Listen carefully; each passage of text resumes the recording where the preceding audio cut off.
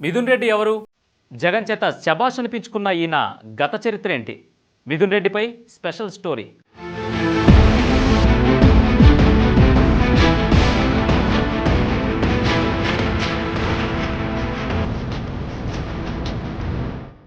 లోక కళ్యాణం కోసం ఆ శ్రీరాముడితో పాటు లక్ష్మణుడు ఎలా కృషి చేశాడో వైఎస్ఆర్సీపీ అధినేత ప్రజానాయకుడు వైఎస్ జగన్మోహన్ రెడ్డి ఆంధ్రప్రదేశ్ భవిష్యత్తు కోసం చేసిన పోరాటంలో యువనేత మిథున్ రెడ్డి చేసిన కృషి కూడా మరువలేనిది. జగన్ ఆశయాలను పాటిస్తూ ఆయన వెంట అహర్నిశలు నిలుస్తూ వైఎస్ఆర్ కాంగ్రెస్ పార్టీలో కీలక నాయకుడిగా ప్రజల గుండెల్లో ఎదురులేని నేతగా ఎదిగారు.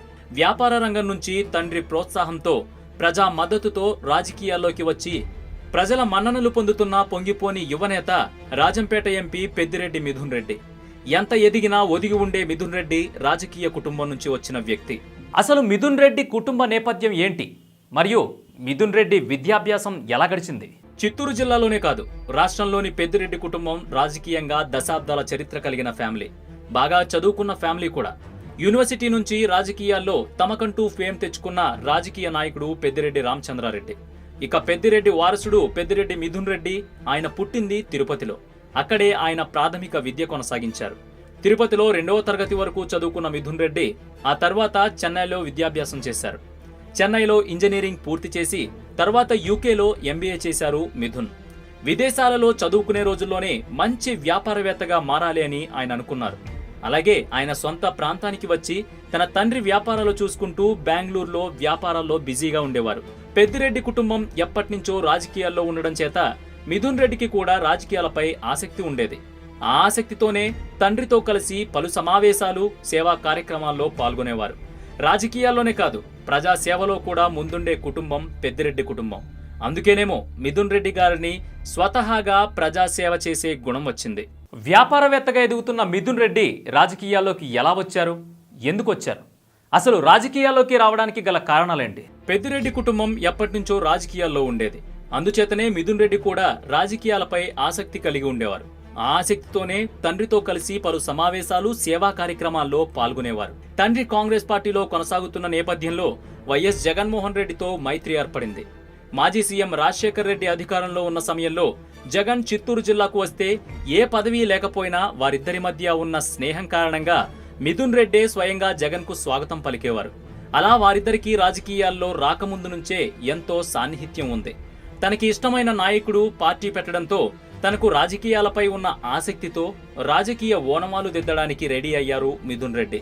పెద్దిరెడ్డి కుటుంబానికి చిత్తూరు జిల్లాలో ఉన్న మంచి పేరుతో పాటు మిథున్ రెడ్డితో జగన్ కి ఉన్న సాన్నిహిత్యం కారణంగా రాజంపేట ఎంపీ సీట్ను కేటాయించారు వైఎస్ జగన్. చిత్తూరు నుండి రాజంపేటకి ఎందుకు వచ్చారు? రాజంపేటకి పెద్దిరెడ్డి కుటుంబానికి ఉన్న సంబంధం ఏంటి? రాజకీయాల్లోనే కాదు, ప్రజాసేవలో కూడా ఎప్పుడూ ముందు ఉంటుంది పెద్దిరెడ్డి కుటుంబం.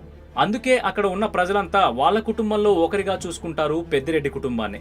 సొంత జిల్లాలో ప్రజలు ఆదరిస్తున్న పీలేరు, పొంగనూరు నియోజకవర్గంతో పాటు పలు సెగ్మెంట్లు రాజంపేట పరిధిలోకి రావడం, సొంత జిల్లా చిత్తూరులో ఉన్న 2 ఎంపీ సెగ్మెంట్లు రిజర్వ్డ్ కావడం వలన రాజంపేటను ఎంచుకోవడానికి ఒక కారణంగా చెప్పుకోవచ్చు.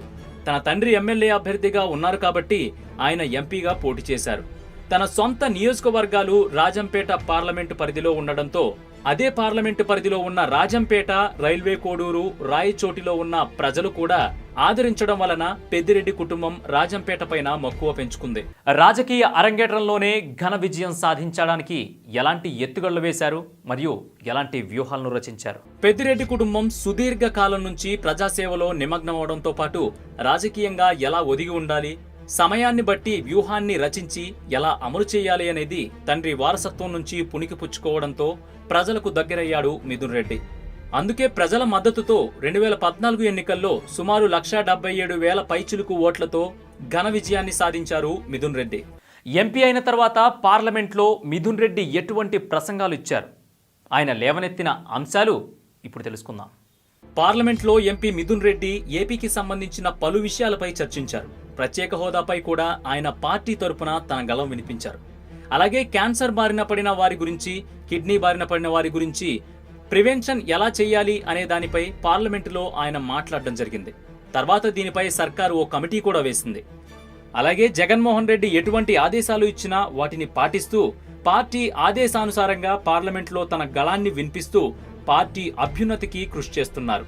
మొత్తానికి యువ ఎంపీగా, పార్టీలో కీలక నాయకుడిగా, జగన్ కు సోదరుడిగా రాజకీయాల్లో ప్రజా సేవ చేస్తూ ముందుకు పోతున్నారు మిథున్ రెడ్డి.